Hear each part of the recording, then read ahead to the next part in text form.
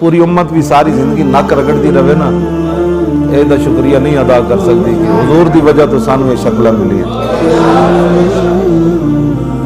حضرت جنید بغدادی بغداد دی گلی جا رہے سن تے کتا آ گیا، کتا جب آیا تو آپ ہاتھ بن کے کھڑے ہو گئے، ہاتھ بن کے کھڑے ہو گئے۔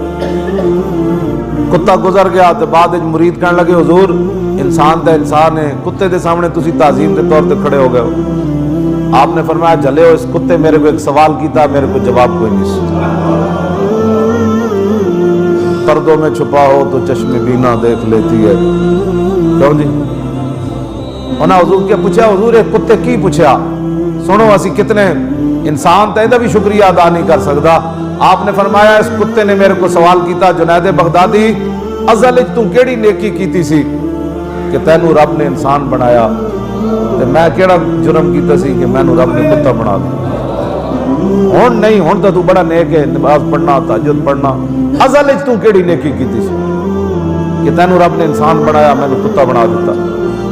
جنید بغدادی فرمایا میں ہاتھ بن کے کھڑا ہو گیا، میں کہا نا یہ تو دا کرم ہی سی، میں نو انسانہ جیسی شکل عطا فرما دی، اسی تو یہ بھی شکریہ ادا نہیں کر سکتے۔ ہاں جی، کدی بھی نہ اپنے آپ کو کچھ سمجھا کرو، یہ تو دا کرم ہے۔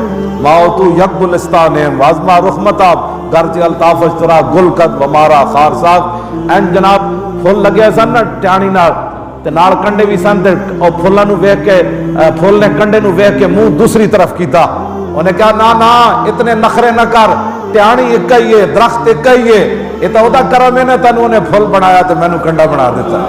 ہاں کیوں جی؟ ماؤ تو یک گلستان ہے، میں تے تو ایک کو باغ وچ لگے ہویا، وازما رحمتاب میری طرفوں جناب اپنے بہوں بوتھا نہ بنا کہ میں پھولا تے تو کنڈا ہے، گرچہ الطافش ترا گل کرد و مارا خارساک، یہ تو اس کا کرم تھا کہ اس نے تجھے خوشبو والا پھول بنا دیا اور مجھے کانٹا بنا دیا۔